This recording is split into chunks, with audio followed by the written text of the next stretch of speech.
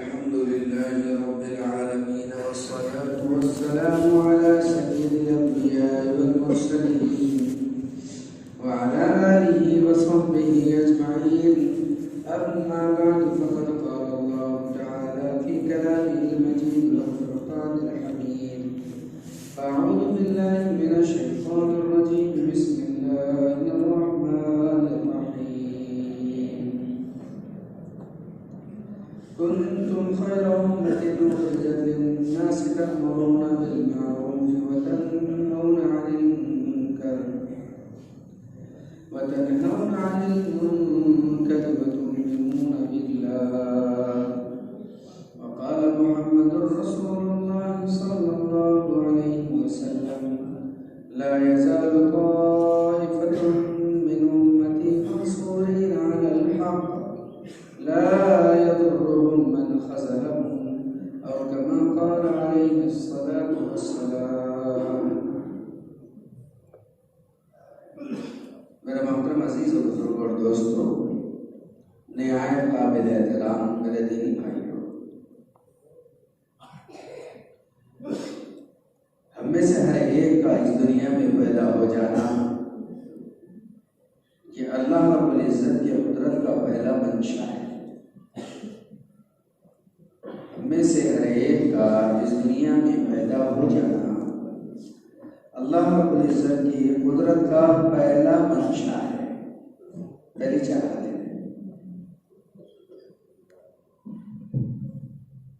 वमा तशाऊना इल्ला अन यशा अल्लाह, ये इंशा, मंशा, तशा का जो लफ्ज़ आप कुरान में सुनते हैं या पढ़ते हैं, इसके माना आते हैं चाहना, इसके माना आते हैं चाहना। तो अल्लाह रब्बुल इज़्ज़त का पहला मंशा इंसान की पैदाइश है। अल्लाह रब्बुल इज़्ज़त ने अपनी चाहत से हमें पैदा किया है। हम में से कोई ऐसा नहीं है जो अपनी चाहत से इस दुनिया में पैदा हुआ। कोई दरखास्त देकर के नहीं आया है। हर एक अल्लाह रब्बुल इज़्ज़त के मंशे से पैदा हुआ है। इसलिए अल्लाह रब्बुल इज़्ज़त के मंशे से पैदा हुआ है कि अल्लाह रब्बुल इज़्ज़त ने वादे कर दिया, वमा तशाऊना इल्ला अन यशा अल्लाह, कि तुम कितने ही कुछ भी चाहो होगा वही जो अल्लाह की मशीयत में है, होगा वही जो अल्लाह की मशीयत में। हाँ, अगर तुम ये चाहते हो कि तुम्हारा चाहा हुआ पूरा हो जाए, तुम जो चाह रहे हो, अगर तुम ये चाहते हो कि तुम्हारी चाहत पूरी हो जाए, तुम्हारा चाहा हुआ पूरा हो जाए, तो तुम्हें क्या करना होगा? हदीस कुदसी है। एक हदीस होती है हदीस नबवी, एक होती है हदीस कुदसी। हदीस नबवी वो हदीस होती है जिसमें अल्फाज भी रसूलुल्लाह के और माना भी रसूलुल्लाह के इजाजत कहने वाली जुबान, कहने वाली जात अल्लाह के रसूल की होती है। उन अल्फाजों को हदीस नबवी कहते हैं। हदीस कुदसी किसे कहते हैं? कुद्स अल्लाह की जात है कि जिसमें जुबान तो रसूलुल्लाह की हो लेकिन अल्फाज खुद अल्लाह के, और खिताब बंदों से हो रहा। उस हदीस का हदीस कुदसी कहते हैं। अल्लाह ताला हदीस कुदसी में फरमाते हैं, या अब्दी शैउन अंत तुरीद व शैउन अना उरीद, मेरे बंदे एक चीज वो होती है जो तू चाहता है और एक चीज वो होती है जो मैं चाहता हूं। चाहत तेरी भी है, चाहत मेरी भी है, लेकिन कायनात का पहला दिन और आज की जुमा का दिन शनिचर की शब इस बात की गवाह है, कायनात में हुआ वही है जो उसने चाहा, और कभी नहीं हुआ है वो जो हमने चाहा है। ज़ाब्ता बयान किया, एक चीज वो है जो तू चाहता है, एक चीज वो है जो मैं चाहता हूं। शैखुन अंत तुरीद व शैखुन अना उरीद। एक चीज वो है जो तू चाहता है, एक चीज वो है जो मैं चाहता हूं। ला यकूनु इल्ला मा उरीद, लेकिन नहीं होता इस कायनात में कुछ मगर वही जो मैं चाहता हूं। ऐ मेरे बंदे, अगर तू अपनी चाहत को मेरी चाहत के ताबे कर दे तो इस कायनात में होगा वही जो तू चाहेगा, और अगर तू मेरी चाहत को अपनी चाहत के ताबे करेगा तब भी होगा वही जो मैं चाहता। इसलिए क्या ही अच्छा है कि बंदों को अपनी चाहत को अल्लाह की चाहत के ताबे कर देना चाहिए, अपनी चाहत को अल्लाह की चाहत के ताबे कर देना चाहिए। अल्लाह रब्बुल इज्जत ने पुकारा जमीन को, पुकारा आसमान को, आवाज सातों आसमान के लिए लगी, आवाज सातों जमीन के लिए लगी।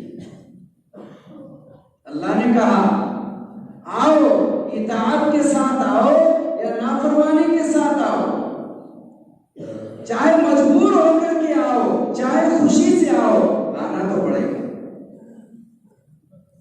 देखो जमीन की सोच क्या बनी और आसमान की सोच क्या बनी।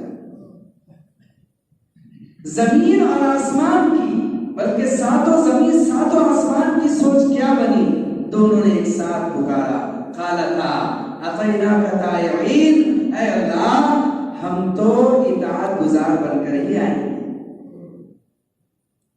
अरे जब हर हाल में आना ही है, चाहकर भी आना है और नहीं चाहकर भी, अगर अल्लाह रब्बुल इज्जत हमारी रूह कब्ज़ करना चाहे तो कोई मायकालाल ऐसा है जो नहीं जाना चाहे? चुआ हम दे रतन पुरत जाने पाक चेबर तक तुम मुर्दत चेबर हुए खा इदा जा अजलहा ला यस्तखिरून साअतन व ला यस्तक़दिमून ऐनमा तकूनु युद्रिकुमुल मौत वलौ कुंतुम फी बुरूजिन मुशय्यदा औ कमा क़ाल तआला। वाज़ेह है मौत का खटका आएगा, झटका लगाएगा, सांप लेकर के जाएगा। कौन रुका है जो तुम न रुक पाएंगे?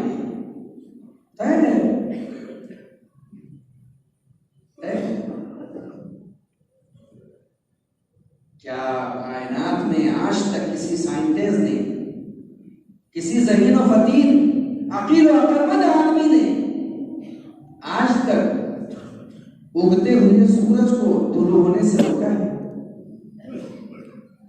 क्या आज तक इस जमीन के ऊपर गुरूब होने वाले सूरज को किसी ने गुरूब से रोक कर दिखाया है?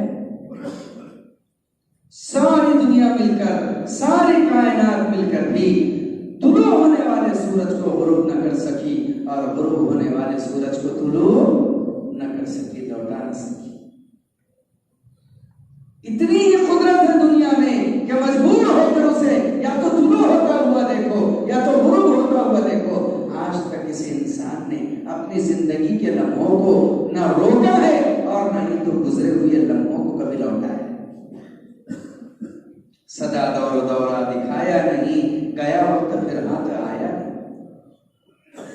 जो पास तो हो गया, जो गुजर चुका वो गुजर चुका, वो कायनात में न किसी के लिए रुका था, न रुकेगा, न रुक रहा, कभी न हुआ है और न कभी ये होगा।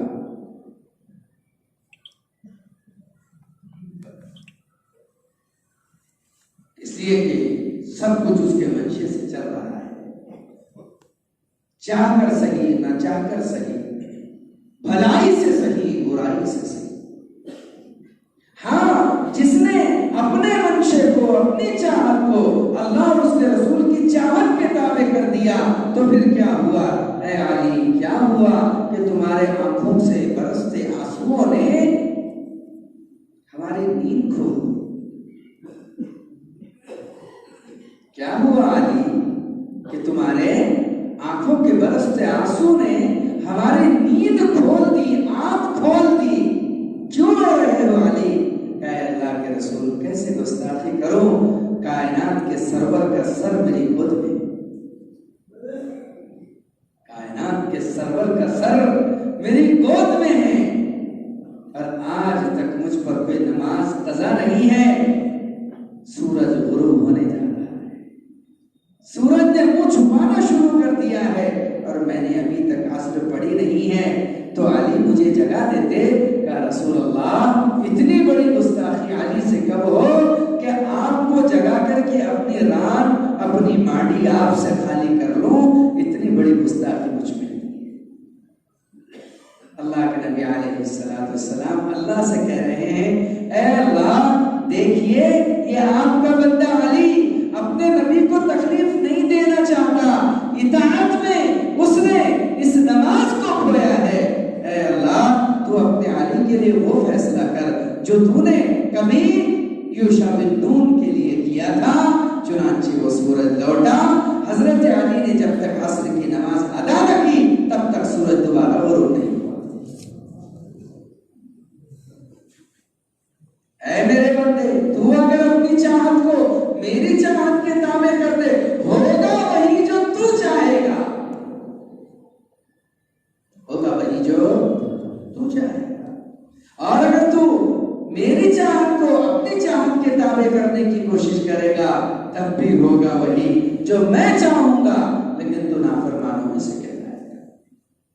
जब जमीन आसमान ने देखा कि हर हाल में जाना ही है, अच्छे से नहीं जाएंगे, सोटे लगा करके जाएंगे, मार मोर करके लाए जाएंगे, तो इससे अच्छा है कि इताअत के साथ आए,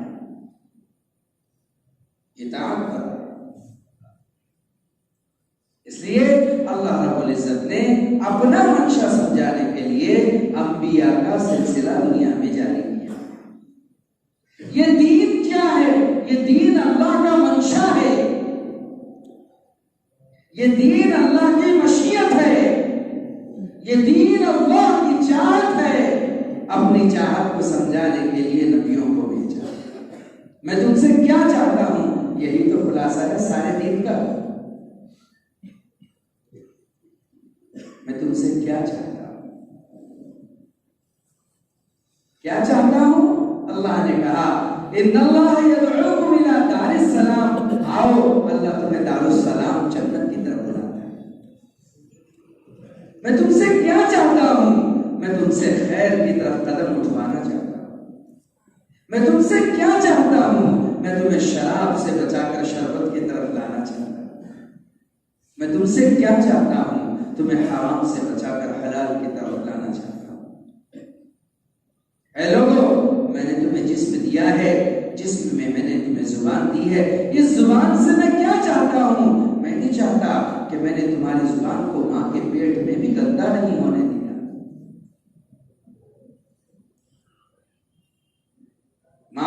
मां का पेट तुम्हारी दुनिया थी, अंधेरी दुनिया, पर्दों वाली दुनिया। मैंने तुम्हें ग़िज़ा वहां नाफ के जरिए से दी है, नाभि के जरिए से दी है।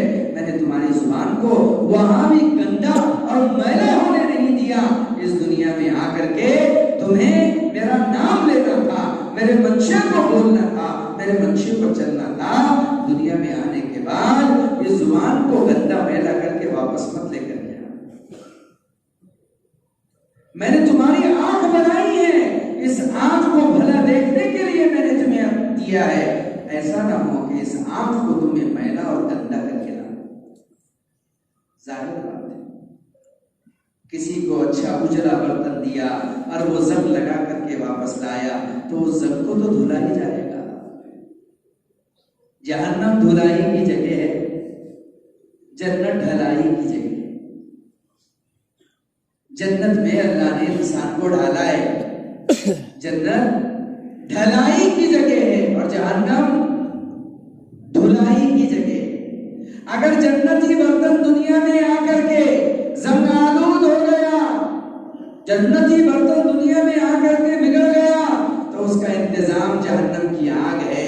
जैसे सैकल करने वाले, जैसे सोनार, भटियार, लोहार आग में जंग आलूद बर्तन को डाल करके जलाकर उसका जंग साफ करते हैं, और जब जंग निकल गया तब उठाकर शोरूम में रखते हैं, कांच में रखते हैं, मर्तबान में रखते हैं। यही हाल फिर हमारा होगा कि अगर जैसा इस दुनिया में आया था, कैसा आया था? हदीस में आता है कि आदमी इस हाल में दुनिया में पैदा होता है कि उस पर कोई गुनाह नहीं, समझदारी की उम्र तक अल्लाह ताला इस बच्चे का कोई गुनाह नहीं लिखते, इसका रजिस्टर्ड ही नहीं खुलता।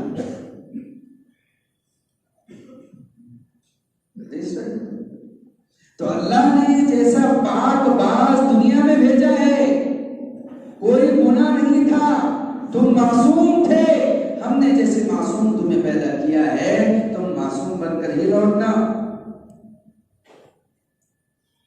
अगर तुम गुनाहों के अंबार लेकर के आए, जुबान को गंदा करके आए, आंखों को गंदा करके आए, कानों को मैला करके आए, दिल दिमाग को बड़ा गंदा करके आए, तो उसके लिए फिर जहन्नम की भट्टी के अलावा और कोई इलाज नहीं।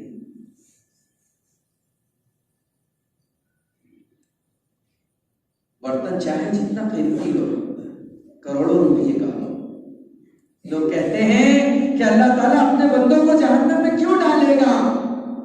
बेशक लाखों करोड़ों अरबों उम्मतियों को अल्लाह ऐसे ही माफ कर देगा, यानी जिनका काम बगैर सफाई के चल जाएगा, लेकिन जहां इतना मैल चढ़ गया है कि सिवाय आग में डालने के और कोई रास्ता नहीं है, तो सगी पेट की औलाद को भी डॉक्टरों के हवाले आदमी इसलिए करता है, चीरो फाड़ो कुछ भी करो, लेकिन उसको बचाओ ताकि मेरी जिंदगी में काम। जिसका इलाज सिवाय जहन्नम के फिर और कुछ नहीं होगा, उसे जहन्नम की तरफ लेकर के जाया जाएगा। इसलिए आखिरत तैयार है, हमारे मरने की देरी है, हर चीज तैयार है। कहीं ना कहीं किसी न किसी जगह कोई इमाम साहब पैदा हो गए हैं जो तुम्हारी मेरी जनाजे की नमाज पढ़ाने के लिए तड़प रहे हैं। कहीं ना कहीं किसी न किसी खेत में बेरी का दरख्त तो टूट चुका है, जिसके पत्ते तुम्हें मुझे हुस्न देने के लिए, पानी के साथ मिलने के लिए फड़क रहा है। कहीं ना कहीं किसी न किसी जगह वो बोर खुद गया है, वो कुआं खुद गया है, जिसका पानी तुम्हें मुझे हुस्न देने के लिए तड़प रहा है। कहीं ना कहीं किसी न किसी जगह वो दुकान खुल गई है, जिस दुकान पे वो कपड़ा आ चुका है, जिसका कपड़ा हमें कफन में लिपटने के लिए परेशान है। सब इंतजामात बिल्कुल तैयार है, देरी किस चीज की है? देरी है तो तुम्हारे मेरे मरने की, हर चीज का नजर। इसलिए आखिरत को मद्देनजर रखना ही असल रब के मंशे को सामने रखना है, उसकी चाहत को सामने रखना है। और जिन्होंने अपनी चाहत को रब के चाहत के ताबे कर दिया, तो इस दुनिया में उनका बोलबाला हुआ, मुसीबतें उन पर भी आई। मुसीबत आने के दो रास्ते, मुसीबत आने के दो रास्ते। नंबर एक अल्लाह की मशीयत से आए और दूसरे अपनी मासियत से आए। कितने रास्ते? दो रास्ते। एक मुसीबत अल्लाह की मशीयत से आए, जो मुसीबत अल्लाह की मशीयत से आती है उस मुसीबत का नाम इब्तिला और इम्तिहान है। क्या है? जो मुसीबत अल्लाह की मशीयत से आती है, अल्लाह की चाहत से आती है, उस मुसीबत का नाम इब्तिला और इम्तिहान है। और जो मुसीबत आदमी की मासियत और नाफरमानी से आती है, उसका नाम इम्तिहान नहीं है, अल्लाह की तरफ से इब्तिला और अज़ाब है। इब्तिला और अज़ाब।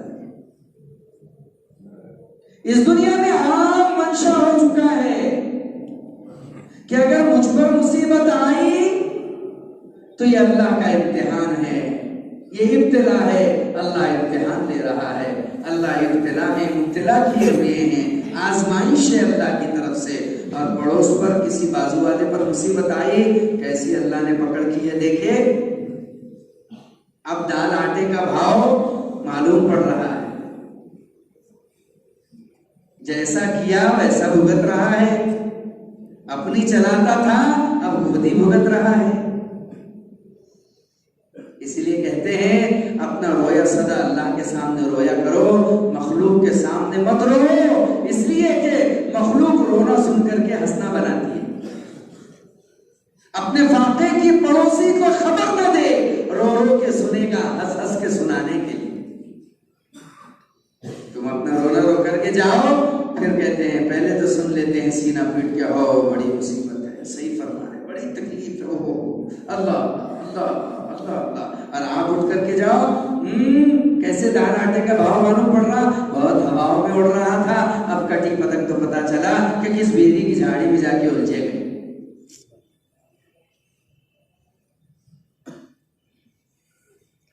अपने पर मुसीबत आई तो आजमाइश, और दूसरे पर मुसीबत आई तो अल्लाह की पकड़, ये कभी नहीं है। इसीलिए सब्र की भी दो किस्में हो गई।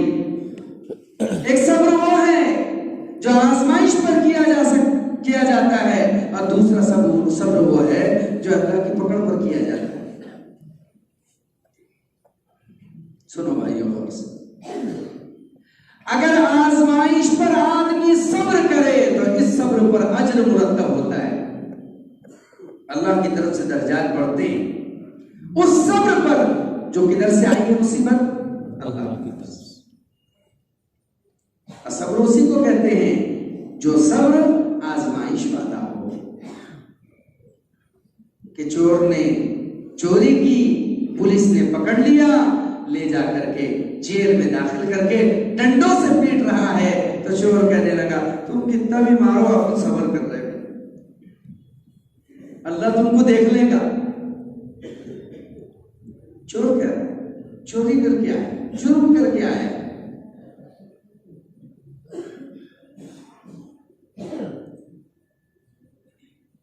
तो इसका ये कहना कि मैं तो सब्र कर रहा हूं, ऐसे सब्र का कोई मकाम नहीं है, इसलिए कि ये सब्र सब्र नहीं कहलाता।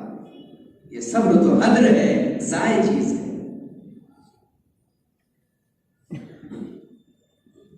सब्र तो वो होता है जिसमें आदमी की खता ना हो, आदमी की गलती ना हो, और उस पर अल्लाह की तरफ से इब्तिला आए, आजमाइश आए, और उस पर वो सब्र कर ले,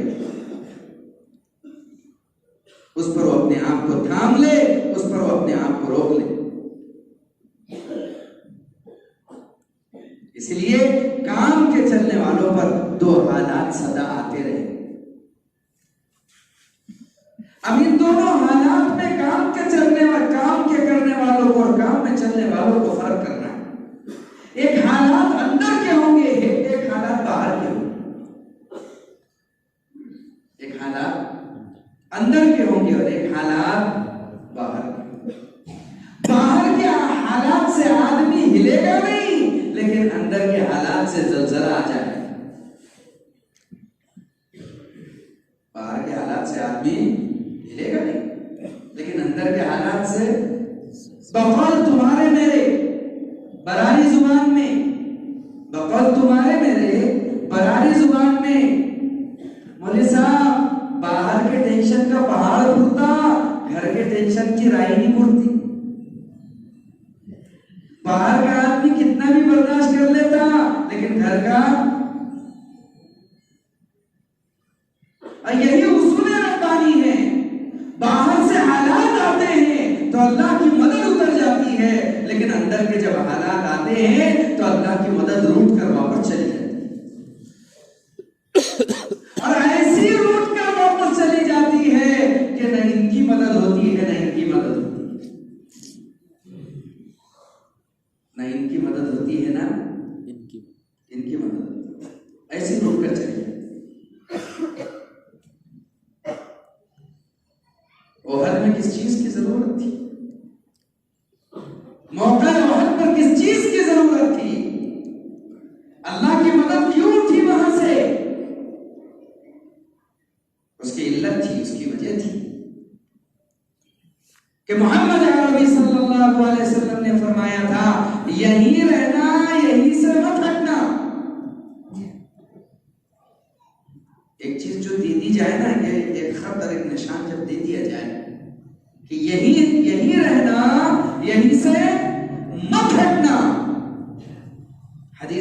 एतराज खुद मोहम्मद सल्लल्लाहु अलैहि वसल्लम ने फरमाया था अब्दुल्ला बिन अबी ज़बीर से, बाज़ रिवायत में जुबैर भी है, अब्दुल्ला बिन अबी ज़बीर से फरमाया था कि ये 50 तीरंदाज तुम्हें दे रहे हैं, हम इधर को मुंह करके लड़ रहे होंगे, हमारी पीठ से पीठ पीछे, हम गाफिल है। खंजर हमेशा पीछे से ठोका जाता है, अब पीठ पीछे से गाफिल है, इधर से हमला हो सकता है, इसलिए तुम इस दर्रे को, इस पहाड़ी को छोड़ना मत। और सुनो, कब तक नहीं, जब तक हमें फतह नहीं हो जाती। हाँ, अगर तुम ये देखो कि हमारी लाशों को चील कौवे नोच कर खा रहे हो, तब भी तुम अपनी जगह छोड़कर आना मत। इताअत बड़ी चीज है। जब रसूलुल्लाह का मंशा टूटा और इज्तिहाद से टूटा, सहाबा की गलती भी नहीं कहेंगे उसको, सहाबा की खता भी नहीं कहेंगे, इज्तिहाद से, बल्कि राय मशवरे से। जब मुसलमानों का पल्ला भारी पड़ गया, अल्लाह ने गलबा दे दिया, मैदान खाली हो गया, मध्य मुकाबिल पीठ फेर कर भाग पड़े और माले गनीमत सिमटा जाने लगा, तलवारें और ढालें इकट्ठी की जाने लगी, बिदके हुए घोड़ों और खच्चरों को जमा किया जाने लगा। तो इन 50 तीर सवारों ने अपने अमीर से कहा, किससे कहा? अपने अमीर से कहा कि अमीर साहब, अल्लाह के नबी ने हमारी जमात पर आपको अमीर बनाया है, फतह तो हो गई, हक व बातिल का इम्तियाज और फैसला हो चुका, इसलिए अब हम नीचे उतर जाएं, माले गनीमत समेटने वालों के साथ काम में हाथ बटावें। अब्दुल्ला बिन ज़बीर ने फरमाया, हाशा व कल्ला, हरगिज़ नहीं, अल्लाह के नबी पाक अलैहिस्सलातु वस्सलाम ने कहा था कि हमें फतह हो या नुसरत, जीत हो या हजीमत, कौवे और चील अगर हमारी नाशों को बिल्कुल नोचने लगे तो तुम इस पहाड़ी को छोड़ना। तो साथियों ने इज्तिहाद किया अमीर के फैसले के खिलाफ। एक दो लोगों ने नहीं करे थे, कितने थे? 40। कितने लोग एक तरफ हुए थे? बड़ी तादाद थी। अब ये बोलना कि अमीर के साथ 10 ही तो लोग रह गए। बेशक अमीर के साथ अभी 10 लोग रह गए हैं, सिर्फ कलील जमात रह गई है, लेकिन अमीर के साथ अल्लाह के रसूल का मंशा भी, अमीर के साथ अल्लाह की कुदरत का मंशा भी था, जिसे ये 40 लोग न समझ सके। 40 लोगों ने अपनी राय मिलाई और अपनी राय मिला करके उनसे अलग हुई। हालांकि बड़ी तादाद है। इन्होंने कहा ना, हमें तो जैसे हमारे रसूल सल्लल्लाहु अलैहि वसल्लम ने कहा है कि यहां से हटना मत। न हमने डालियां बदली, न हमने आशियां बदला, न हमने वीर ही बदला और न कारवां बदला। हमारा कारवां भी यही रहेगा, हमारा अमीर भी यही रहेगा, हमारा आशियां भी रहेगा, हमारा महल भी यही होगा, हमारा मरकज भी यही होगा। हम तो मंशे से चलेंगे अमीर। अल्लाह के नबी ने कहा हटना नहीं, ठीक है आप जाओ आपकी समझ से। उन्होंने कहा कि नहीं, हो गया ना सर। उनकी बात भी जाहिर में गलत हो तो गया है, फैसला हो गया, अब हमें उतर जाना चाहिए। उन्होंने कहा नहीं, मंशा ये नहीं है, मंशा है, मंशा तुम्हारा अमल जायज, लेकिन अल्लाह के नबी का मंशा ये नहीं है। चुनांचे वो जैसे 40 उतरे, जैसे ही 40 उतरे और और टीला खाली दिखा, टीला खाली दिखा। दुश्मन का मिजाज होता है, जब वो मुसलमानों की जमात को कलील देखता है तो हम हमलावर होता है। दुश्मन मौके की ताक में और घात में होता है। जब वो देखता है कि अब ये तने तनहा रह गए हैं, ये इनकी कमजोरी का वक्त है, अब इन पर हमला कर दिया जाए। बातिल उससे पहले हमला नहीं करता। ध्यान रखना, तारीख चाहे सूरज के तुलू होने तक पहुंच जाए कल की, लेकिन सिस्टम बातिल का ये चलेगा, वो तुम्हें जब कमजोर देखेगा तभी तुम पर हमलावर होगा। अल्लाह के नबी अलैहिस्सलाम दुनिया से रुखसत हो गए। आपके दुनिया से रुखसत होने के बाद अबू बकर सिद्दीक रज़ियल्लाहु तआला अन्हु का, उमर खत्ताब का, हजरत उस्मान गनी रज़ियल्लाहु तआला अन्हु का ज़माना जो बीता है, तो हम 24 साल। अल्लाह अकबर। जब हजरत अली रज़ियल्लाहु तआला अन्हु अमीर बने तो रवाफिज पैदा हो गए थे, खवारिज पैदा हो गए थे, कितने फिरकों ने जन्म ले लिया था। अलग अलग चाहते अकीदे रखने वाले हजरत अली के जमाने में आ गए थे, हजरत अली के जमाने में ही आ गए थे। तो हजरत अली रज़ियल्लाहु तआला अन्हु से उस जमाने में एक मसले पर अमीर माविया अलग हो गए थे। उस्मान गनी रज़ियल्लाहु तआला अन्हु, कातिली ने उस्मान का किसास बदला। अमीर माविया ने फरमाया वो मेरे रिश्तेदार है, इसलिए उनके कत्ल का पहले बदला लिया जाए। अली ने फरमाया तुम बयात करो तो मेरे पास पावर आएंगे, मैं बदला लूंगा, ये अपनी जगह से वो अपनी जगह से। तो जब दोनों की चपकलश हुई, हजरत अमीर माविया शाम के गवर्नर बन गए, हाकिम, और हजरत अली रज़ियल्लाहु तआला अन्हु ने मदीने में बैअत कराई।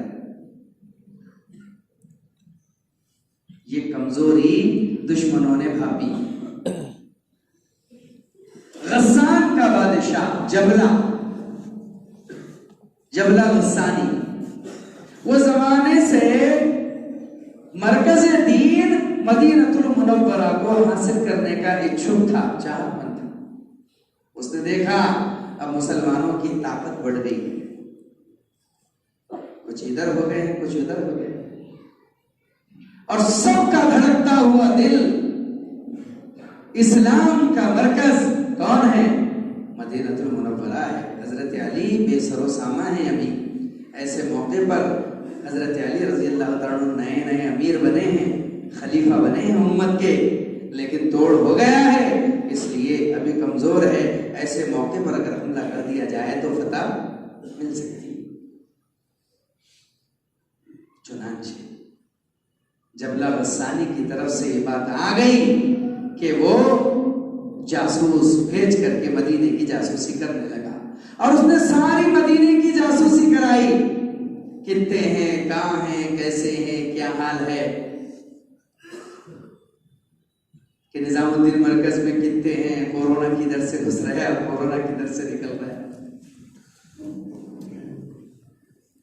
मरकज़ दीन मदीनतुल मुनव्वरा की सारी जासूसी कराई, और उसके बाद जबला गस्सानी ने फैसला कर लिया कि अब मदीने पर हमला कर दिया जाए, मरकज़ दीन पर हमला कर दिया जाए। अल्लाह अकबर। अमीर मुआविया रज़ियल्लाहु तआला अन्हु को इसका पता चला। जब पता चला कि मरकज़ इस्लाम पर हमला होने वाला है, तो हजरत अमीर मुआविया के जासूस बहुत मशहूर थे, उन्होंने फौरन खबर पहुंचाई। तारीख में लिखा है कि अमीर मुआविया रज़ियल्लाहु तआला अन्हु ने अपने कातिब से कहा जल्दी खत लिखो, और तेज घोड़सवार से कहा कि ये खत सीधा उस नसरानी ईसाई बादशाह को पहुंचाओ जो मदीने पर हमला करना चाहता है। खत लिखाया, खत लिखा करके उसके पास उसी वक्त खत भेजा। खत का मज़मून क्या था? खत में क्या लिखा था? अरे ये मुसीबत किसी एक मुसलमान के लिए नहीं, ये मुसीबत मरकज़ इस्लाम के लिए थी।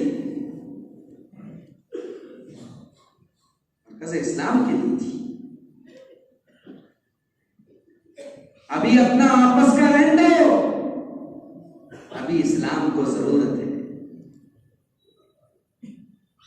अमीर माविया ने खत लिखा, खत का मजमून था कि ओ नसरानी कुत्ते, मुझे पता चला है कि तू मदीने पर और अली पर हमला करना चाहता है, हमारी आपस की फूट का तू फायदा उठाना चाहता है।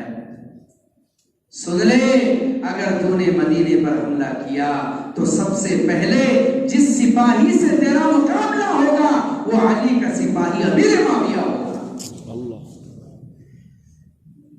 और अगर तूने मदीने की तरफ, मरकज इस्लाम की तरफ निगाह उठाई तो सुन ले, याद रख ले, मैं इस हाल में गस्सान में दाखिल होऊंगा कि किसी कनीसा को ना छोड़ूंगा इल्ला हद्दमतहु, और किसी कब्र को ना छोड़ूंगा इल्ला नबश्तहु, के कोहराम मचा लूंगा और गस्सान की गलियों से आहों की आवाजें और चीख और पुकार की आवाजें आती रही।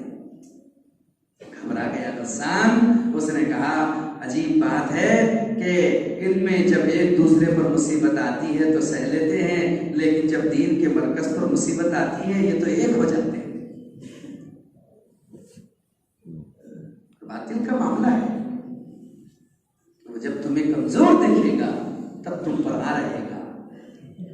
देखा कि अब कितने बचे हैं? सिर्फ 10। कितने बचे हैं? 10। हज़रत अली रज़ी अल्लाह ताला, हज़रत खालिद इब्न वलीद रज़ी अल्लाह ताला, जो अभी तक मुसलमान नहीं हुए थे, उन्होंने जब देखा कि रास्ता खाली है, 40 नीचे उतर गए, 10 इनके साथ में है, अब ज्यादा कुछ हो सकते हैं, तो कहा ऐ लोगों, रास्ता खाली है और मुसलमानों की पुष्ट उधर है। रास्ता खाली है, मुसलमानों की पुष्ट इधर है, उन्हें पता नहीं चलेगा अगर हम अचानक हमला करेंगे। और अचानक से हमला कर दिया।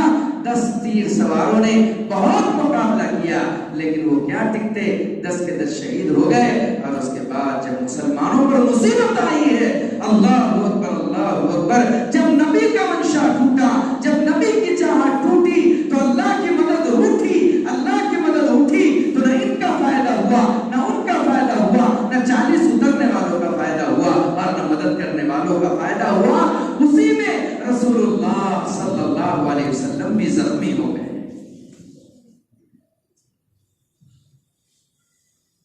रसूलुल्लाह सल्लल्लाहु अलैहि वसल्लम का मुबारक दांत उसी में शहीद हुआ है। उसी में इब्ने उमय्या ने आंख पर पत्थर से वार किया है।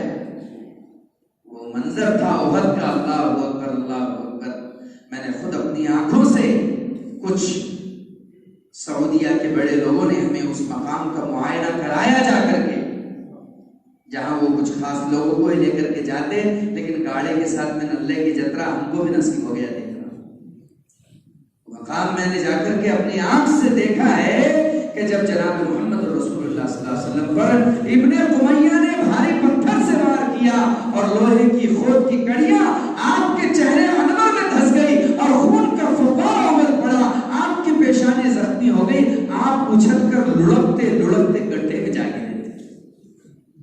आप पर रशी तारी थी, बेहोश थी। तलवार सारी चीख करके आपकी तरफ बढ़े, बल्कि एक सहाबिया उम्मे अमारा रज़ी अल्लाह ताला अन्हा जैसी तीर अल्लाह के नबी अलैहि सलाम की तरफ बढ़े, उम्मे अमारा ऐसी हाथ करती करती अल्लाह के नबी को बचाती रही, यहां तक कि आपके सामने गिरकर शहीद।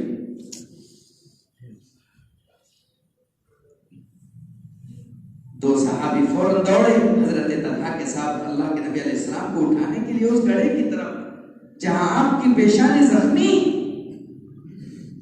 और खोद की कड़ियां आपके चेहरे में घुसी हुई। अल्लाहु अकबर।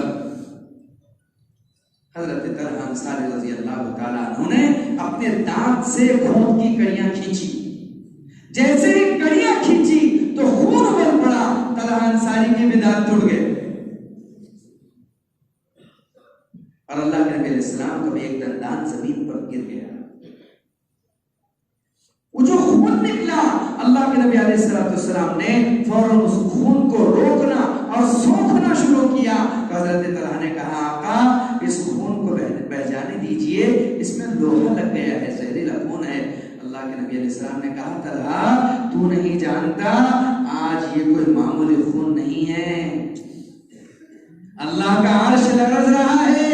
ऐ तलहा, अगर इसे खून की बूंद भी जमीन पर गिर जाएगी, अर्श वाले को जलाल आ जाएगा, और मेरा अल्लाह डर है मेरी उम्मत को आसमानों पर उठाकर जमीन पर न पटक, इसलिए मैं खून नहीं गिरने दे सकता। आगे रावी कहते हैं, सीरत लिखने वाले, आपने अपना दामन ऐसे आसमान के सामने फैलाया और ये कहा, अल्लाहुम्मा ग़फ़िर लिक़ौमी फ़इन्न क़ौमी ला यअलमून, या अल्लाह, अल्लाह तू मेरी कौम और इस उम्मत को माफ कर दे, ये जानती नहीं है मेरे को कि मैं इन्हें अंधेरों से निकाल कर उजालों की तरफ ले जाना चाहता हूं। वो दांत जो टूट करके गिरा था, आपने अपने जुब्बे का एक कोना फाड़ा कपड़ा, अल्लामा अब्दुल माजिद साहब दरियावादी रहमतुल्लाह लिखा है, रिवायत नकल करते हुए, उस दांत को आपने कपड़े में लपेटा और उस दांत को लपेट कर अल्लाह के नबी अलैहिस्सलाम ने जैसे ही अपने जुब्बे के अस्तर में रखना चाहा, जिब्रील अमीन उसी वक्त नाजिल हुए और नाजिल होकर के कहा, ऐ अल्लाह के हबीब सच बतलाइए, मैंने आपसे कभी कुछ मांगा है? नहीं, तुमने कभी कुछ नहीं मांगा। कभी कुछ बोला है? का नहीं बोला। आज मैं आपसे एक चीज मांगता हूँ, आज मुझे आप एक चीज अता करें। क्या चाहते हो? मैं आपसे आपका ये टूटा हुआ दांत मांगता हूँ, आप मुझे दे दें। अल्लाह के नबी ने कहा, ला या जिब्राइल, ला होती कसरती, ऐसे नहीं हो सकता कि मैं तुम्हें दांत दे दूं। तुम क्या करोगे? कहा, मैं इसे अपने ताज में लगाऊंगा कि सरवर अंबिया अलैहिस्सलाम का ये दांत मुबारक जो अल्लाह के दीन के लिए टूटा है, वो मेरे सर के ताज की जीनत बनेगा, दे दीजिए। कहा, नहीं जिब्राइल, नहीं दे सकता। आका, आप क्या करेंगे? कहा, मैं इस दांत को संभाल करके हश्र तक लेकर के जाऊंगा, महशर में अपने रब के सामने इस दांत को लेकर के खड़े रहूंगा, और जब मैं देखूंगा कि मेरा अल्लाह मेरी उम्मत से खफा है, मेरी उम्मत से नाराज है और डर है कि जहन्नम का फैसला कर दे, और मेरा अल्लाह मेरी उम्मत से कहे, ऐ उम्मत मोहम्मद, तूने मेरे हुक्मों को तोड़ा है, जा नजर जहन्नम हो जा। उस वक्त मैं अपना दांत पेश करूंगा और कहूंगा, मेरे अल्लाह, मेरी उम्मत ने तो मेरा दांत तोड़ दिया था, मैंने माफ कर दिया, तू भी माफ कर।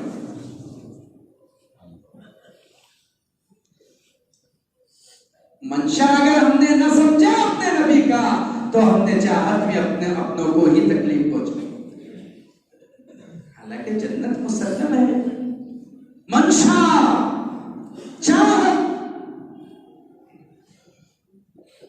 दर्द क्या कर, मैंने वो देखा है अपनी आंख से पत्थर कि जब आपके पेशानी का खून बह रहा था, तो आपने सहाबा से कहा कि मुझे कहीं लिटा दो, मुझे कहीं लिटा दो, जंग का मैदान घमासान। तो सहाबा ने अपने पीठों की एक दीवार बनाई थी अल्लाह के नबी के लिए जाने के लिए, कि आपको उहद के पहाड़ में किसी जगह पर महफूज रखा जाए, बहुत खून जा रहा है पेशानी से, आपकी दंदाने मुबारक शहीद हो गया, मुंह में खून भर गया था आप सल्लल्लाहु अलैहि वसल्लम, कहीं थोड़ा लिटाया जाए आप सल्लल्लाहु अलैहि वसल्लम को। तो सहाबा ने अपने पीठों की दीवार बनाई थी कि बातिल अहले शिर्क मारे जा रहे थे तीर, और सहाबा पीठ पर बर्दाश्त करते थे, और अल्लाह के नबी को सामने से ले जाया जा रहा था, लेकिन मजाल था कि कोई तीर मोहम्मद और रसूलुल्लाह की तरफ पड़ जाए। परवाने शम्मा पर निसार हो रहे थे, कायनात में किसी ने भी रुए जमीन पर आज तक परवानों को अपने शम्मा पर इस तरह कुर्बान होते हुए कभी नहीं देखा था, कभी भी। अल्लाह के नबी अलैहिस्सलाम को ले जाया गया, आपको ओहद के पत्थर से एक टेकड़ी है वहां पर बिठाया गया, और आपके लिए वहां पर कोई तकिया नहीं था कि आप वहां पर सर रख दे। अल्लाह अकबर, वो पत्थर आज भी मौजूद है। उस पत्थर ने अपने आप को अल्लाह की कुदरत से ऐसा मोम बना लिया था कि आज भी आप सल्लल्लाहु अलैहि वसल्लम का खून उसके चेहरे पर लगा हुआ है। आज भी वो खून मुबारक आप सल्लल्लाहु अलैहि वसल्लम को उस पत्थर के चेहरे पर, सरवर अंबिया के लिए वो पत्थर न पड़ते। रसूलुल्लाह आवाज दे, अल्लाह के रसूल को जरूरत हो, अब पत्थर नम ना पड़े, कंकरियां कलमा ना पड़े, ऐसा तो कभी नहीं हो सकता। रसूलुल्लाह है, ऐसा कभी नहीं हो सकता। सख्त सर्दी की रात में जनाब मोहम्मद रसूलुल्लाह सल्लल्लाहु अलैहि वसल्लम निकले, इस हाल में कि आपको सही चलते न बन रहा था। आप बाहर निकले ही थे कि हजरत उमर रज़ियल्लाहु ताला अन्हु निकले, तो कहा हजरत उमर से अल्लाह के नबी अलैहिस्सलाम ने, या उमर मन अखरजका अन बैतिका, तुम्हें तुम्हारे घर से किसने बाहर निकाला? हजरत उमर ने कहा अल्लज़ी अखरजका अन बैतिका, जिसने आपको आपके घर से निकाला। अल-जू या रसूलल्लाह, भूख की शिद्दत बाहर निकाल लाई। इब्तिला इसे कहते हैं जो अल्लाह की चाहत पर हो, ना कि बंदे की मासियत पर हो। इनकी आजमाइश अल्लाह की चाहत पर थी, मासियत पर नहीं थी। हजरत अबू बकर भी निकले, हजरत उस्मान भी निकले, हजरत जुबैर भी आते हुए दिखे। 5-6 सहाबा, सख्त सर्दी की, अरब की सर्दी की रात, और रात का 1/3 12 बजे का हिस्सा गुजर रहा है और सब भूख से निढाल। तो अल्लाह के नबी अलैहिस्सलाम ने हजरत अली से कहा, है अली, देखो तो सरा कितने तुम्हारे भाई ऐसे हैं जो भूखे हैं कि कई दिनों से इनके घरों में चूल्हा तक नहीं जला है। यही हाल इनका और यही हाल मेरा है। सर्दी के दिनों में अरब में खजूर नहीं हुआ करती दरख्तों पर। अल्लाह के नबी अलैहिस्सलाम ने हजरत अली से कहा, अली जाना तो सही, और वो जो दरख्त सामने खड़ा हुआ है खजूर का, उससे कहो मोहम्मद रसूलुल्लाह तुझसे कह रहे हैं कि तू हमारी आज मेहमान नवाजी कर। कहो जाकर के उससे। हजरत अली के दिल में जरा भी खटका ना आया। खजूर का मौसम नहीं है और सामने एक दरख्त खड़ा है, मेहमान नवाजी के लिए अल्लाह के नबी कह रहे हैं। दिल में शक नहीं है, खटका नहीं है। सीधे वहां पर चले गए हजरत अली अपनी चादर तान कर और कहा, मोहम्मद रसूलुल्लाह कह रहे हैं कि उनके साथी भूखे हैं, तू मेहमान नवाजी कर। अल्लाह की शान, रावी ने हाल लिखा है, हदीस के अल्फाज नहीं, हाल लिखा है कि वो बेचो दाब खा रहा है और अल्लाह की तरफ मुतवज्जे होकर कह रहा है, ऐ अल्लाह, आज अगर मैं तेरे नबी को कुछ ना दे सका तो जिंदगी में खजूर के दरख्त से कोई मोहब्बत न करेगा। पत्ते से पत्ते टकराने लगे और रावी कहते हैं हजरत अली की चादर खजूरों से भरने लगी। रसूलुल्लाह बुलाए तो कौन ना जाए, रसूलुल्लाह मांगे तो कौन ना दे, रसूलुल्लाह कहे तो कौन ना करे।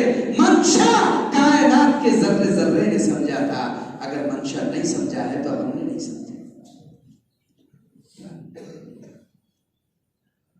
जब रसूलुल्लाह सल्लल्लाहु अलैहि वसल्लम के मंशे के खिलाफ जरा सा होता है तो नुसरत और मदद अल्लाह की उड़ जाती है, जिसमें तकलीफ खुद रसूलुल्लाह सल्लल्लाहु अलैहि वसल्लम को भी पहुंच जाती है।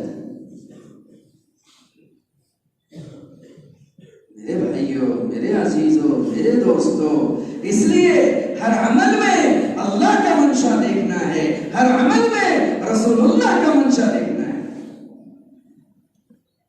अल्लाह के नबी अलैहिस्सलाम ने फरमाया, जैसे कि आप हजरात ने हदीस सुनी, आपने फरमाया, ला यज़ालु ताइफतुम मिन उम्मती मंसूरीन अलल हक, कि मेरी उम्मत में एक जमात ऐसी जरूर होगी कि अल्लाह की तरफ से हक की ताईद उसके साथ होगी। ला यदुर्रु मन खज़लहुम, और उन्हें जलील करने की कोशिश करने वाला कभी नुकसान नहीं पहुंचा सकता, नहीं पहुंचा सकता। अल्लाह रे अल्लाह, अल्लाह रे अल्लाह, क्या जो है टीवियों पर, क्या टेलीविजन पर, क्या खबरों में, क्या व्हाट्सएप पर, Allah Allah Allah, corona corona corona corona corona. बेचारी जमाती इधर भाग रही, कभी उधर भाग रही, कभी इधर कभी उधर। क्या हवाल थे, क्या दौराना, क्या बात है, क्या दौराना। अल्लाह की राह में लोगों ने आंख खोली है। क्या जब जमाने ने मेरे खून पर तोहमते वबा रखी, जब जमाने ने मेरे खून पर तोहमते वबा रखी, तो मेरे रब ने उसी खून में इस कोरोना की शिफा रखी। सोचते थे हम अब कैसा होगा, हालत तक आ गए हैं, अब हो गया, सब हो गया। बड़े बड़े दरख्त गिर गए, बड़े बड़े इस्तिकामत वालों की इस्तिकामत को दाग लग गया, सब परेशान। तब एक जुमला याद आया, जब शुरू में तबलीग में लगे थे, अच्छे नंबर गांव के बुड्ढे रटाते थे, वो जुमला याद आया। वो जुमला था कि अल्लाह इज्जत के नक्शों में जिल्लत और जिल्लत के नक्शों में इज्जत दे करके दिखाता है। तो अल्लाह ताला ने उन्हीं जमात वालों के खून में, जिस पर कोरोना की तोहमत थी, उसी खून में कोरोना का प्लाज्मा निकाल दिया। लो इनके खून से शिफा। जिल्लत से इज्जत को निकलते देता है। अल्लाह के हबीब कह रहे हैं, हज़रत थानवी ने लिखा इस हदीस को, ला यज़ुर्रुहुम मन खज़लहुम, उनको जलील करने वाला उनको नुकसान नहीं पहुंचा सकेगा। बहुत कोशिश करेंगे जलील करने के लिए, लेकिन उनको नुकसान नहीं पहुंचा सकेगा। और जब परसों के दिन माशाअल्लाह खबर आई, अल्लाह अकबर, कि अल्लाह ताला ने जिस अंदाज में चाबियां गई थी, उसी अंदाज में इज्जत के साथ चाबियां पहुंचे। निजामुद्दीन के दरवाजे अल्लाह ने खोल दिए। कल गुज़िश्ता 12 नंबर से मुफ्ती शहजाद साहब का फोन आया था कि भाई अल्हम्दुलिल्लाह आज निजामुद्दीन में कल जुमेरात की शब में पहली शब गुजारी है और मजमा क़याम करेगा। जिस तरह जमातें आती थी, आती रहे, 2 महीने वाले आते थे, आते रहे, अल्लाह ताला ने आसान करा दिया है। कल पहली शब गुजारी हुई तो पूरे निजामुद्दीन में रोने धोने का माहौल, और कोई जज्बा इंतकाम नहीं, हुकूमत का भी एहतराम, कोई जज्बा इंतकाम नहीं। इसलिए कि जो कुछ हुआ वो तो एक आजमाइश की कड़ी थी। क्या थी? कि हिजरत भी हो गई और हिजरत के बाद वापस बुला भी दिया और फिर फतेह मक्का करके नुसरत भी करा दिया। हिजरत भी करा दी और फिर नुसरत भी करा दिया। लेकिन इंतजार होता है, क्या होता है? इंतजार होता है। और सब्र कैसा? सब्र ऐसा कि दुनिया पूरी टूट जाए लेकिन जुबान से एक लफ्ज ना निकले। सब्र कैसा? सब्र ऐसा कि पूरी दुनिया टूट जाए लेकिन जुबान से एक लफ्ज ना निकले, एक लफ्ज ना निकले, ना अपनों के खिलाफ ना परायों के खिलाफ। इसी का नाम मेरे अजीजों सब्र है। ये सबक है हम में से, तुम में से हर एक के लिए, अपने बड़ों का, कि अगर हालात आ जावे तो किसी की मुखालिफत में कुछ ना करें, न कुर्सियों से, न मिंबरों से, और न ही तो किसी और रास्ते से। हमारा काम इंतकाम नहीं है, हमारा काम बदला नहीं है। इसलिए इब्तिला तो होगी, इब्तिला होगी।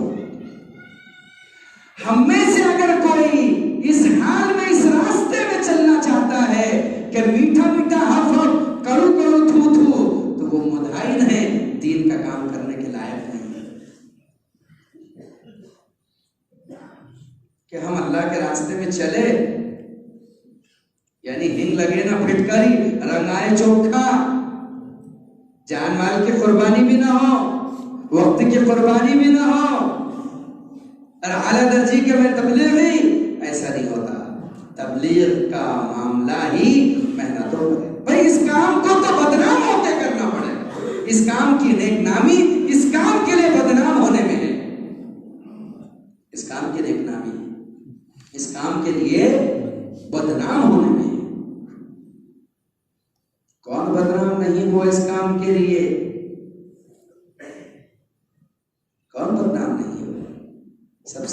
अंबिया को बदनाम किया गया, और कहां तक? अल्लाह अकबर, अल्लाह अकबर। याद रखो मेरे बुजुर्गों, हम में से जो भी इस दीन के लिए अल्लाह की तरफ से बदनाम होगा, अल्लाह ही उसकी इज्जत का ऐलान भी फरमाएगा। उसकी इज्जत का ऐलान कौन फरमाएगा? अल्लाह ही फरमाएगा।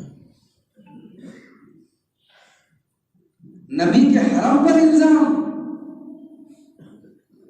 छोटे मोटे जिम्मेदार नहीं, हिंदुस्तान लेवल का नहीं और दुनिया के लेवल का नहीं, बल्कि सारी कायनात के सरदार जनाब मोहम्मद रसूलुल्लाह सल्लल्लाहु अलैहि वसल्लम के हरम पर इल्जाम। कोई तसव्वुर कर सकता है कि इस उम्मत में ऐसा भी हो सकता है कि रसूलुल्लाह सल्लल्लाहु अलैहि वसल्लम की पाक दामन बीवी पर इल्जाम लगा दिया जाए? देखो बुखारी की रिवायत कि काम में तो ये सब है ही, जिना की तोहमतें, बदकारी की तोहमतें, चोरी की तोहमतें, डकैती की तोहमतें, अजी सब छोड़ो, कचरा साफ करो, पानी पियो, आगे बढ़ो। हजारों जख्म खाकर हजारों जख्म खाना और जख्म खा के मुस्कुरा, काम। हवा उड़ा दी मुनाफिकीन ने, अब्दुल्ला बिन उबय बिन सलूल ने, उसके चाहने वालों ने हवा उड़ा दी कि सफवान बिन मुअत्तल और हजरत आयशा का कुछ मामला नौज़ुबिल्लाह गड़बड़। और हवा चलने के लिए तो अल्लाह माफ फरमाए, हमारे यहाँ खैर की बात तो चलती नहीं, शर की बात ज्यादा चलती। अल्लाह के लिए हम शर का हिस्सा ना बने, खैर का हिस्सा बने। हवा चला और उसमें सीधे साधे मुसलमान भी आ गए। सीधे साधों में कौन? हजरत हस्सान इब्न साबित रजी अल्लाह ताला, सादे सीधे सहाबी थे बेचारे। हजरत मिस्ताह, हजरत हमना के बेटे मिस्ताह बिन हमना, ऐसे सादे साहब। हजरत आयशा रजी अल्लाह ताला अन्हा को पता ही नहीं है। अल्लाह के नबी अलैहिस्सलाम को जाकर के कहा, सहाबा ने कि ऐसी बात मदीने में चल रही है कि आपके हरम पर मां आयशा पर सफवान के साथ ऐसे मामले का इल्जाम रखा गया है। अल्लाह के नबी अलैहिस्सलाम ने सुना तो आपके आंसू जारी हो गए। मेरे कौम, कैसा दिल दिखाया है, क्या दिल पर गुजरा होगा रसूलुल्लाह के। क्या हम हमारे जमाने के हालात की बात कर रहे हैं? अगर किसी पर लगती है तो कोई बड़ी बात नहीं है। वो मदीने के दौर को देखो, कायनात की सबसे पाक हस्ती को तो देखो, सबसे पाक हस्ती को, नबी के हरम पर इंसान। आप रो पड़े। रोने का असर ये था कि आप हजरत आयशा के करीब नहीं जा सके, सलाम कलाम करते, खैर खैरियत पूछते। इसमें मां आयशा की तबीयत खराब हो गई, नासाज हो गई। आयशा ने फरमाया, क्या बात है, अल्लाह के नबी सल्लल्लाहु अलैहि वसल्लम का मिजाज बदल गया है, बात नहीं करते आजकल से, क्या बात है? अल्लाह के नबी अलैहिस्सलाम कभी बरीरा को बुलाकर पूछते हैं कि बरीरा, तुम खातिमा हो आयशा की, ऐसी ऐसी बात मदीने में चल रही है। बरीरा कह रही है, कसम अल्लाह की, इतनी पाकबाज बेटी अल्लाह ने किसी के घर में पैदा नहीं किया रसूलुल्लाह।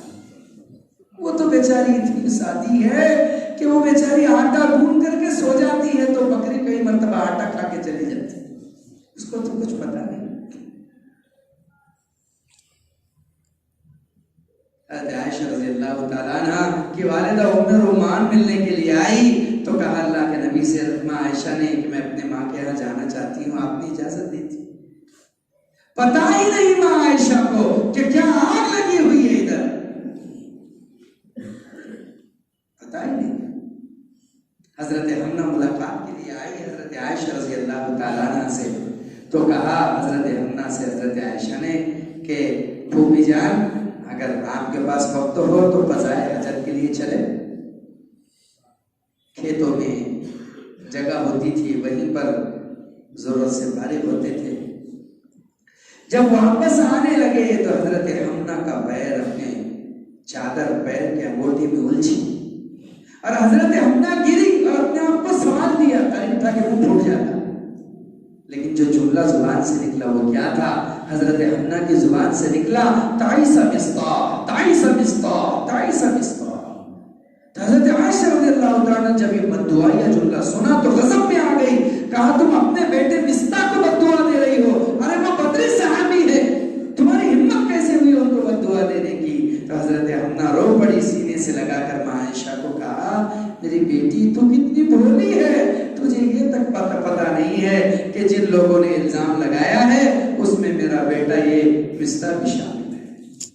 अब पता चला कि क्या इल्जाम लगा है और क्यों रसूलुल्लाह नहीं आ रहे हैं और क्यों बात है ऐसी। अब मां आयशा फरमाती है उस दिन मेरी जिंदगी के जीने की तमन्ना खत्म हो चुकी थी। कोई सेकंड ऐसा ना होता कि मेरे आंसू थमते नहीं। मेरी माँ दिलासा देती और कभी कभी साथ में भी रोने लगती। मेरे अब्बा आते, अबू बकर सिद्दीक जैसी हस्ती आती और रोती। तारीख ने ऐसे ऐसे लोगों को रुलाया है दोस्तों, हम अपने हालात का क्या मुआवजा करें। अगर दावत के मैदान में आए हो तो पूरी पूरी तैयारी के साथ आओ। ये हिरन का शिकार नहीं है, ये शेर के शिकार का मैदान है, ये कुर्बान गाहें हैं। यहाँ तो जो ज़िबा की जाती है खाल उसी की उतारी जाती है। यहाँ आओ तो कुर्बानी के जज्बे से आओ। रो रही है अबू बकर, रो रही है माँ उम्मे रुमान। माँ आयशा कहती है मैं चली गई खजूर के उन दरख्तों में जहां मैंने सुना था कि यहाँ सांप रहते हैं जहरीले। मैं सोच रही थी कि कोई सांप आए मुझे काट के चला जाए।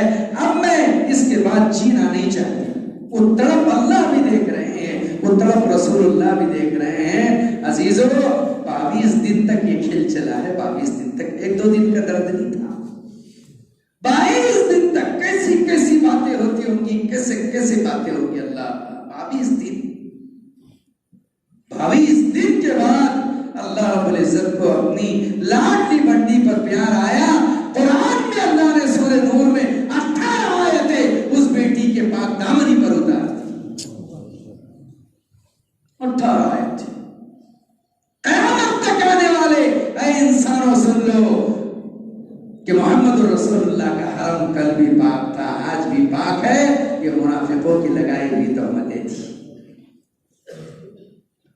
और अल्लाह ने हुक्म दिया ऐसे ही नहीं, जिसने बुनियाद डाली है उसको 80-80 160 कोड़े मारो और जो बातों में आकर तहमत में शरीक हुए उनको 80 कोड़े मारो। लगाए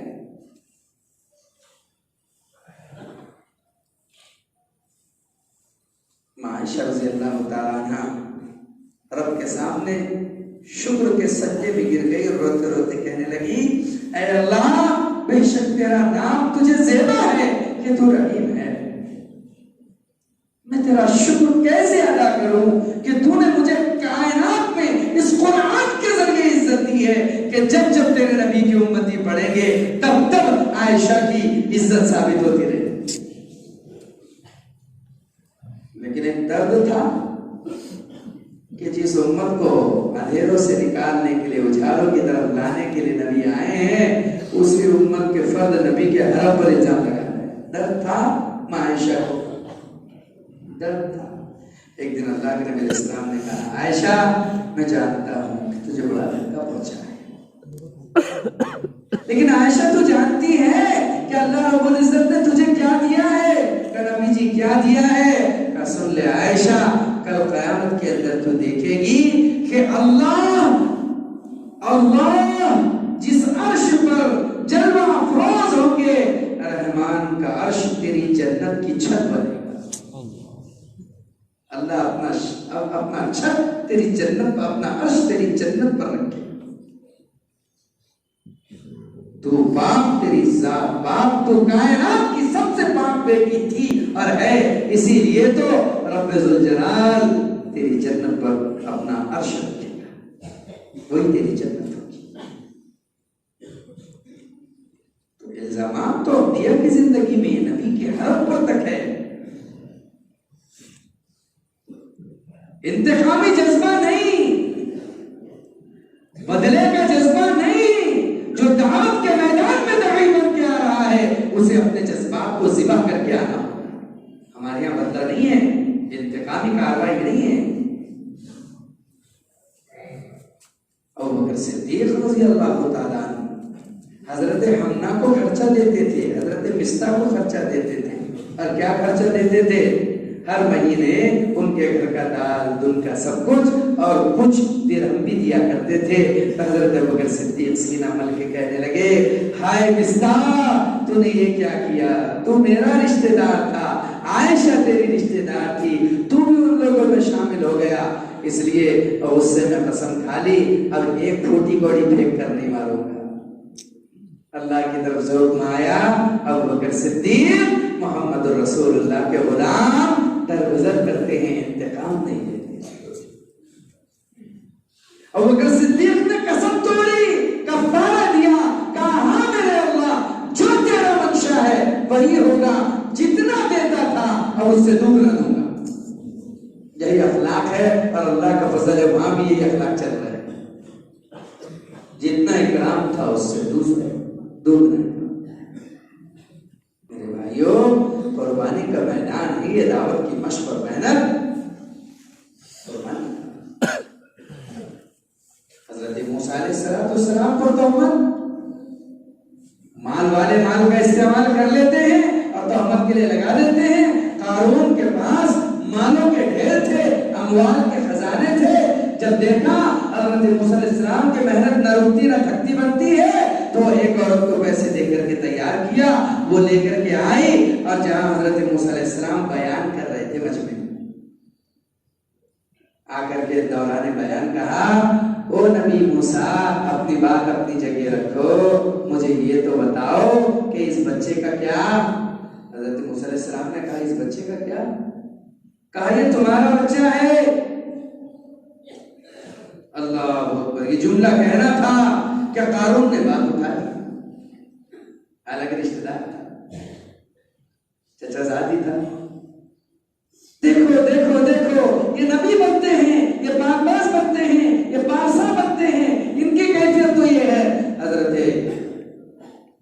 मूसा अलैहिस्सलाम ने कहा, रुको रुको, ठहरो ठहरो, जलाल तो जलाल था। कहा, ऐ औरत, मैं तुझे कसम देता हूं जमीन और आसमान के पैदा करने वाले रब की, सच बात बता दे, ये औलाद किसकी है? ये बच्चा किसका है? बच्चे ने मुंह में उंगली रख करके कहा, मेरा बाप फुला चरवाहा है। ये औरत झूठ बोलती है। औरत ने कहा, ये बच्चा सच बोलता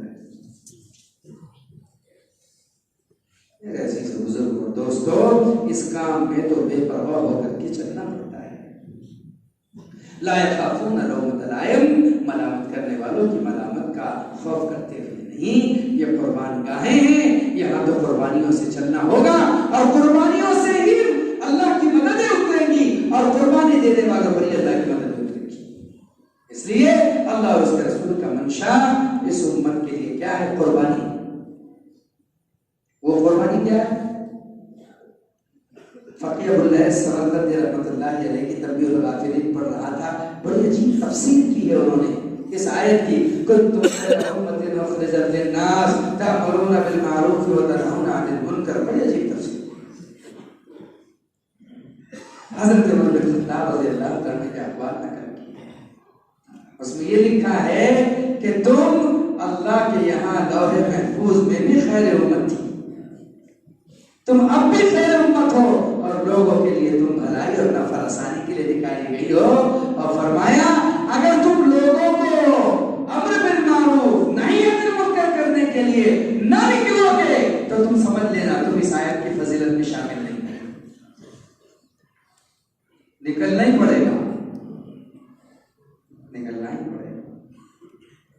जब कुर्बानी के बड़े बड़े हिस्से अंबिया को मिले हैं तो हमें कुर्बानी का जर्रा तो मिलना चाहिए। बगैर मेहनत और मशक्कत के दीन नहीं फैल सकता। ये सारे मजमे को फैलना पड़ेगा आलम में। कहां फैलना पड़ेगा भाइयों? ये मजमा फैलेगा तो दीन फैलेगा। तो 3 जगह पर है।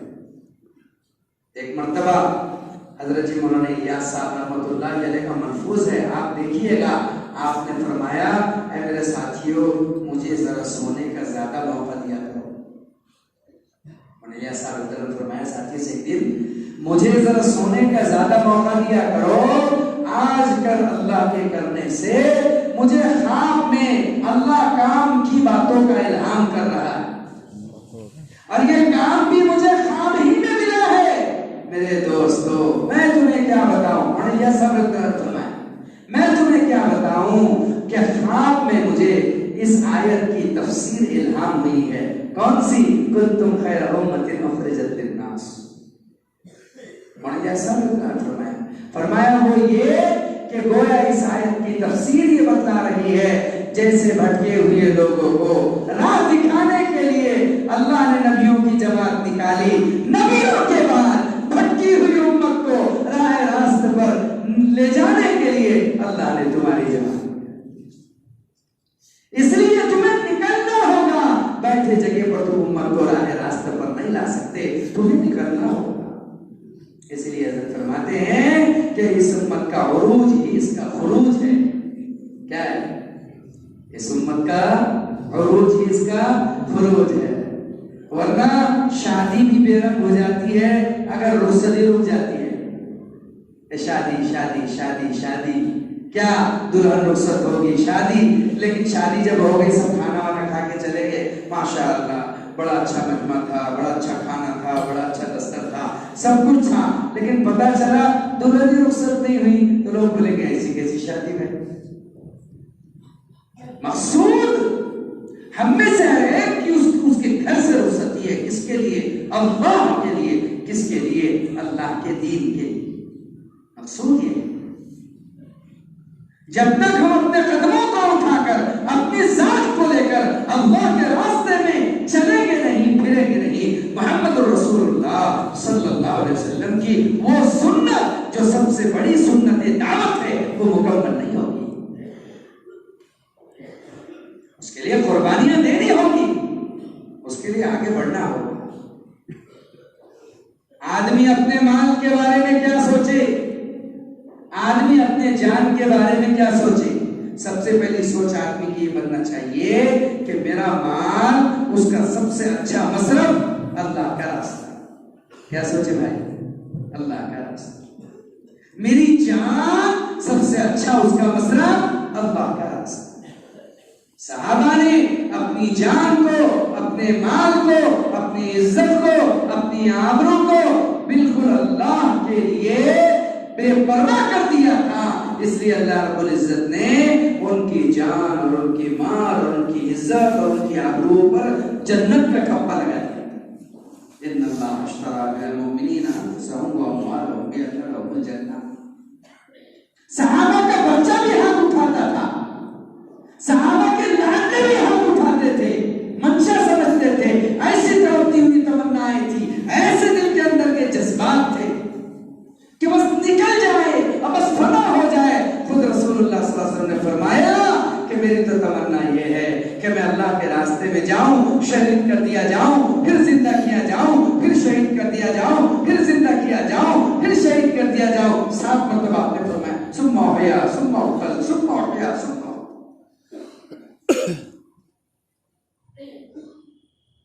मेरे अजीज और बुजुर्ग और दोस्तों, अगर 2 जज्बे इंसान की जिंदगी में न रहे तो इंसान घाटे और खसारे में है।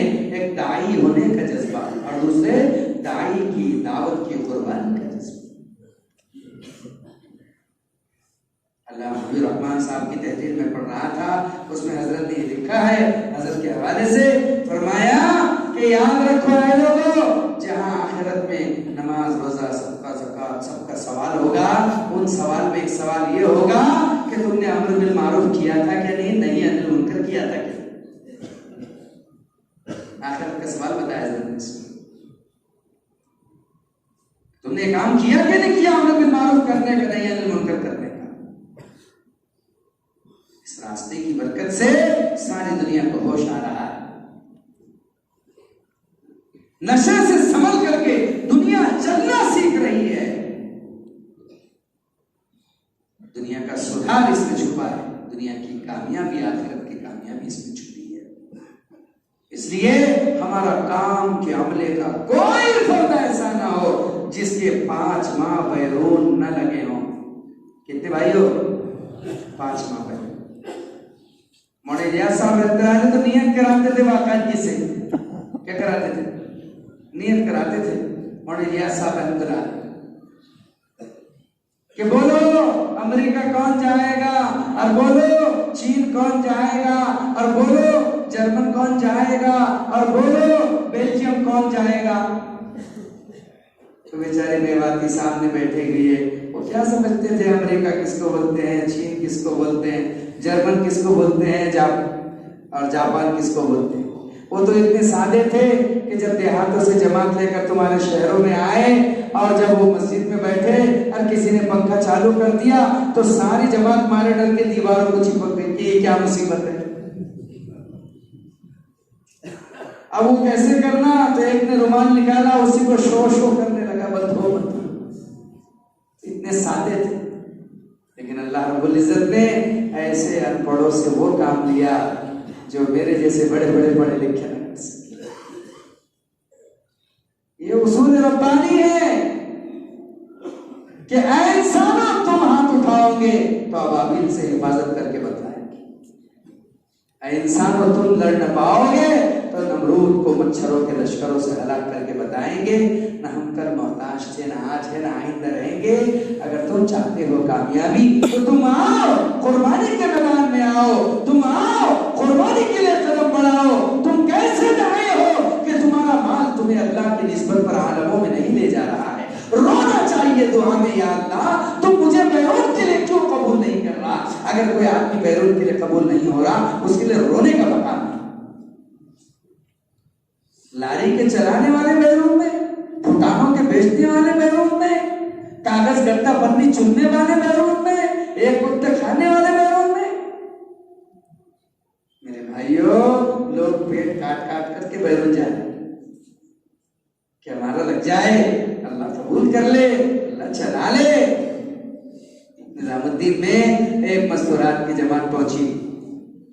मस्तूरात की जमात पहुंची, कल रवानगी थी, तो सारी बहनें अपना सामान तैयार कर रही थी। कारगुजारी इधर आई तो मैं आपको सुना रहा हूं।